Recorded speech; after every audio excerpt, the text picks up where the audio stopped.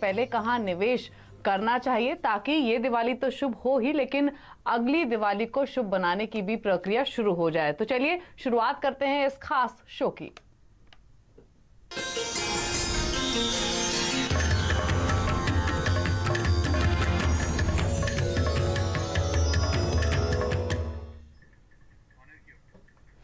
आप देख रहे हैं शुभ निवेश दिवाली पिक्स, यानी इस मौके पर कहां आपको पैसा लगाना है या फिर किन स्टॉक्स के साथ पोर्टफोलियो बनाना है। तो यही दमदार स्टॉक्स बताने के लिए हमारे साथ इस खास शो में 3 मेहमान मौजूद हैं। गौरांग शाह हैं, आशीष महेश्वरी हैं और राजेश अग्रवाल हैं। सभी का स्वागत है इस शो में। सभी को इनफैक्ट दिवाली की ढेर सारी शुभकामनाएं, और उम्मीद यही करते हैं कि आप तीनों के पिटारे से कुछ दमदार स्टॉक्स निकल कर आएंगे हमारे व्यूअर्स के लिए, ताकि उनकी दिवाली भी शुभ हो सके। लेकिन गौरांग जी, पहले आपका एक व्यू लेना चाहेंगे। जो भी डेवलपमेंट्स हुई हैं, अनुमान से बेहतर नतीजों का सीजन रहा, बैंक स्टॉक्स ने चलना शुरू किया, कोविड वैक्सीन से जुड़ी हुई पॉजिटिव डेवलपमेंट्स, तो अब यहां से आगे का आउटलुक आपको क्या नजर आ रहा है? जो दिक्कतें थी वो क्या अब थोड़ी हल्की होती हुई दिख रही हैं? क्या व्यू है इन लेवल से? धन्यवाद दीपाली जी आपका, और आप सभी को हमारी कंपनी जियोजित और मेरे तरफ से दिवाली की ढेर सारी शुभकामनाएं, और परमात्मा से प्रार्थना है कि आप सभी का स्वास्थ्य बना रहे, अच्छा रहे, और सूझबूझ की समझ के साथ शेयर बाजार में निवेश करके आप अपनी पूंजी में वृद्धि करें, यही परमात्मा से प्रार्थना है।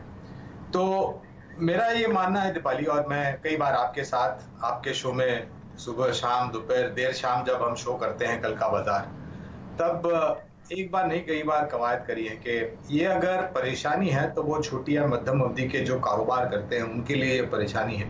लंबी अवधि के लिए मेरे ख्याल से और एक बार शेयर बाजार ने हमें उदाहरण दिया है कि एज एन एसेट क्लास बाकी अन्य एसेट क्लासेस की तुलना में शेयर बाजार आपको बहुत ही बेहतरीन तरीके से अपनी पूंजी में जो आपने निवेश किया है उस पर अच्छी कंपनी, अच्छे क्षेत्र में समझदारी के साथ निवेश किया है तो आपको अच्छा खासा मुनाफा लंबी अवधि में शेयर बाजार खड़ा करके देता है।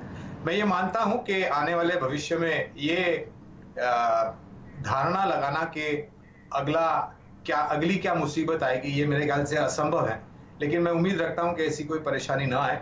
मुझे सिर्फ 2 बातें की चिंता सताती है, एक है जियोपॉलिटिकल अनसर्टेनिटी और दूसरी है हमारी सरहद पर दोनों कंधों पर ऐसे देश बैठे हैं जिनके साथ कई बार अनबन और तनाशाही हो जाती है। तो यही 2 चिंता है जो सताती है, अन्यथा मेरे ख्याल से ऐसी कोई मुसीबत मुझे नहीं दिखाई देती जिसके कारण एक बहुत बड़ा संकट फिर से हमें सामना करना पड़े। आशीष जी, क्विकली आपसे एक चीज और यहाँ पर जानना चाहेंगे कि अगर यहाँ से पोर्टफोलियो क्रिएशन करना हो तो क्या सिर्फ दिग्गजों पर फोकस करना है या फिर दिग्गज और छोटे मझोले स्टॉक्स को मिलाकर एक पोर्टफोलियो बेहतर स्ट्रैटेजी होगी? सबसे पहले तो आर्यन कैपिटल मार्केट लिमिटेड और मेरी तरफ से आपके सभी दर्शकों को बहुत बहुत दीपावली के पावन पर्व की शुभकामनाएं। और जहाँ तक पोर्टफोलियो की बात है तो मेरा बिल्कुल मानना ये रहेगा कि जो लार्ज कैप स्टॉक्स हैं और जो इंडस्ट्री लीडर्स हैं, ये साल उनके साथ रहने का साल है। इस साल हमें बहुत ज्यादा कोई स्मॉल कैप मिड कैप में निवेश के मौके नहीं ढूंढना चाहिए, क्योंकि ये साल सर्वाइवल फॉर फिटेस्ट का साल है। तो जो ग्रोथ देखने को मिलेगी आपको, वो जो लीडर्स हैं उनके साथ ज्यादा देखने को मिलेगी कंपेयर टू जो मार्जिनल या स्मॉल प्लेयर्स हैं। तो मैं पोर्टफोलियो लार्ज कैप स्टॉक्स की तरफ ही बनाना चाहूंगा और वही रिकमेंड करूंगा आज के शो में। राजेश जी, हैप्पी दिवाली आपको भी। और जैसे कि आशीष जी ने भी कहा कि दिग्गजों पर ज्यादा फोकस करना है, और अगर हम बड़े सेक्टर्स की बात करें तो बैंक्स एक ऐसा सेगमेंट है जहां पर हमने देर से ही सही लेकिन काफी स्ट्रॉन्ग बाइंग आते हुए देखी है। कई बैंक स्टॉक्स है जो कि रिकॉर्ड हाइस पर आ चुके हैं और काफी शेयर्स ऐसे भी हैं जो कि अपने हाइस से अभी भी काफी नीचे ट्रेड कर रहे हैं। तो बैंक्स पर क्या आपका फोकस रहेगा? क्या कोई स्टॉक आप बैंक स्पेस से चुनकर लाए हैं अगले 1 साल के लिए? गुड आफ्टरनून दीपाली जी। सबसे पहले तो दिवाली की हार्दिक शुभकामनाएं आपको, पूरे आवास के पैनल को हमारी तरफ से और हमारी कंपनी ओम कैपिटल की तरफ से। हम सब चाहते हैं कि आवास पे जिस तरीके से वेल्थ क्रिएशन होता है, न केवल सबकी वेल्थ अच्छी रहे बल्कि हेल्थ भी अच्छी रहे, क्योंकि आज की डेट में हेल्थ एक बड़ा कंसर्न हो चुका है। जहाँ तक बैंकिंग स्टॉक्स का सवाल है, अगर आपने देखा हो तो लास्ट 10-15 दिन में जो बैंकिंग इंडेक्स में जिस तरीके की शानदार रैली लगाई, तो वो आवाज़ पे हेमंत जी ने एक राफेल रैली की नया वर्ड यूज़ किया था, और वाकई में राफेल की तरह ये तेज़ी चल रही है। और मैं समझता हूँ कि अगर किसी भी कंट्री में इकोनॉमी को ग्रो करना है, चाहे वो भारत हो या यूएस हो या कोई भी हो, तो बिना बैंकिंग के वो संभव नहीं है। तो बैंकिंग स्टॉक्स डेफिनेटली पूरे पैक में रहेंगे। हालांकि अगले 1 साल के लिए ऐसे बहुत से बैंक स्टॉक्स हैं जहां आप नज़र रख सकते हो, बट अगर लार्ज कैप की बात करूं तो मैं समझता हूं कोटक महिंद्रा बैंक एक ऐसा बैंक है जो आउट परफॉर्म कर सकता है। या मिड कैप की बात करूं तो मैं समझता हूं कि बंधन बैंक या आरबीएल बैंक, ये 2 ऐसे स्टॉक हैं जहां पे नज़र रखनी चाहिए। जी ठीक है, तो चलिए अब क्विकली पिक्स जानते हैं हमारे एक्सपर्ट्स की। गौरांग जी, पहला स्टॉक आपसे जानना चाहेंगे। और मुझे याद है जब मार्च में बाजार में गिरावट हुई थी, उसके बाद जब भी आपसे किसी भी शो के जरिए बात हुई तो बैंक्स में आपने धीरे धीरे बाइंग करने की सलाह दी थी, और आईसीआईसीआई बैंक हमेशा आपकी जबान पर रहा। उसी स्टॉक के साथ जाना चाहेंगे या कोई और रेकमेंड करेंगे? जो खरा सोना है उसको कभी छोड़ना नहीं चाहिए, और यही चीज को ध्यान में रखते हुए हमें लग रहा है कि आईसीआईसीआई बैंक में बने रहने में समझदारी, और अगर आपने खरीदारी नहीं की है तो मेरे ख्याल से खरीदारी करने में ही बहुत बड़ी समझदारी है। और खास करके पिछले 2 तिमाही, यानी कि इस वित्तीय साल के ये दूसरी तिमाही के नतीजे और उसके पहले जो हमने पहले तिमाही के नतीजे देखे, उसको देखने के बाद तो न तो सिर्फ हमारा जो विश्वास है वो मजबूत हुआ है, लेकिन हमने जो हमारे लक्ष्य हैं उसको भी ऊपर की तरफ हम लेके गए हैं। तो पहले हमारा लक्ष्य था करीबन 485-520 के आसपास का, लेकिन फिलहाल जो नतीजे देखे और आने वाले भविष्य में जो नतीजे आएंगे और जिस तरीके की टिप्पणियां मैनेजमेंट ने की है, उसको देखते हुए हमें लग रहा है कि 650 तक के लक्ष्य आईसीआईसीआई बैंक में लंबी अवधि में मिलने में कोई कठिनाई नहीं होगी, और अगर नतीजे उम्मीद से बेहतर आए तो ये लक्ष्य को हम और भी ऊपर की तरफ बढ़ा सकते हैं। आईसीआईसीआई बैंक पहले पे गौरांग जी की ओर से 650 के टारगेट्स के लिए। आशीष जी, आपकी पहली रिकमेंडेशन क्या है? मेरा पहला रिकमेंडेशन भी बैंकिंग सेक्टर से ही है, और मेरा पिक रहेगा इंडसइंड बैंक। मेरा मानना है जो भी वर्स्ट था वो ऑलरेडी प्रेजेंट हो चुका है इस पर्टिकुलर बैंक में। जो लास्ट क्वार्टर के नतीजे आए जहाँ पे इन्होंने एनपीए में भी गिरावट दिखाई है, ग्रॉस एनपीए नेट एनपीए में वो भी पॉजिटिव है। इसके अलावा जो स्ट्रॉन्ग रिटेल सेक्टर में जो उनकी ग्रोथ मोमेंटम बिल्टअप हुआ है, मेरा मानना है ये आगे लॉन्ग टर्म में काफी बैंक की ग्रोथ के लिए बेनिफिशियल रहेगा।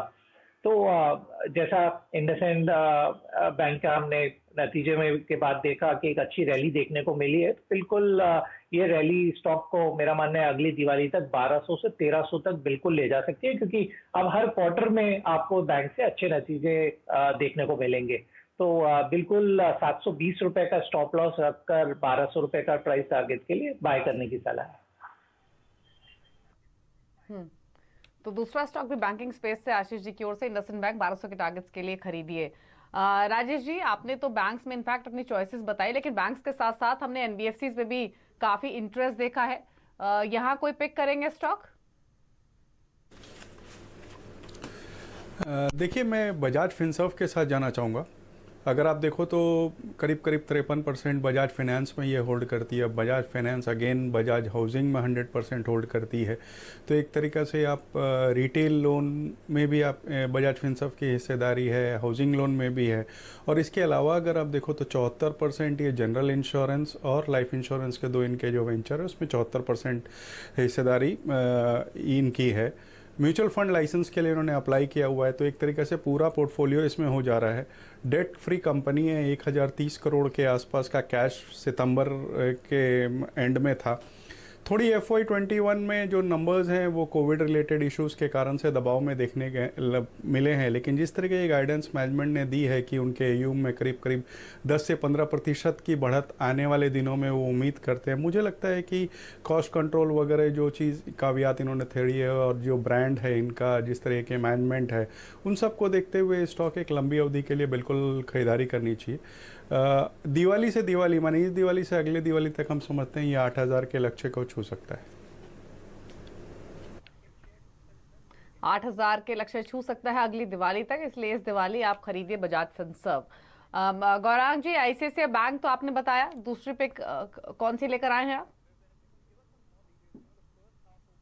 जीवन बीमा से जुड़ी हुई कंपनी 3 हमारे सूचकांक में है। एक है HDFC लाइफ, दूसरी है ICICI प्रूडेंशियल लाइफ और तीसरी SBI लाइफ। और जब इनका IPO आया था, IPO के नोट द्वारा हमने लंबी अवधि के लिए IPO में भी निवेश करने की किया था। तत्पश्चात नतीजों के आधार पर हमने एक स्टैंड अलोन तीनों पर ही लंबी अवधि के लिए निवेश की राय दी है। और तीनों में से अगर कोई एक कंपनी अगर आपको पसंद करना हो तो मैं सर्वोच्चम स्तर पर HDFC लाइफ को पसंद करूंगा। और खास करके इस महामारी के समय में लोगों की एक जागरूकता ये हुई है कि पहले तो आप अपना स्वास्थ्य अच्छा बना करके रखें और दूसरा है आप जीवन बीमा लें, ताकि आने वाले भविष्य में अगर आपको भगवान ना करे कुछ हो जाता है तो आपके परिवारजनों को धराशायी होने की जरूरत नहीं है। उनको सहारा देने के लिए आपकी जो आप बीमा लिया है आपने, उसकी जो पूंजी है वो काम आएगी। और तीसरी देखने वाली बात यह है कि दीपाली, जो संख्या में हमारी जनसंख्या है उसके सामने जितने जनों ने बीमा लिया है, जीवन बीमा लिया है, वो एक लोअर सिंगल डिजिट में आंकड़ा आता है। और जिस तरीके से जागरूकता में परिवर्तन हुआ है, लोग अभी सकारात्मक तरीके से बीमा लेना चाहते हैं, न तो सिर्फ टैक्स बचाने के लिए। और उस आधार पर मुझे लग रहा है कि HDFC लाइफ एक बहुत ही बेहतरीन कंपनी है। इनका जो दूसरी तिमाही का नतीजा आया था वो काफी बेहतर था। लक्ष्य हमने 720 के रखे हैं लंबी अवधि के लिए। तो HDFC लाइफ 720 के टारगेट के लिए खरीदने की सलाह है। तो 2 पिक्स गौरांग जी की ओर से अब तक आपको मिली है, ICICI बैंक और HDFC लाइफ। एक और स्टॉक है उनके पास, वो भी समझेंगे। आशीष जी और राजेश जी के पास भी 2-2 शेयर्स बचे हैं, तो उन स्टॉक्स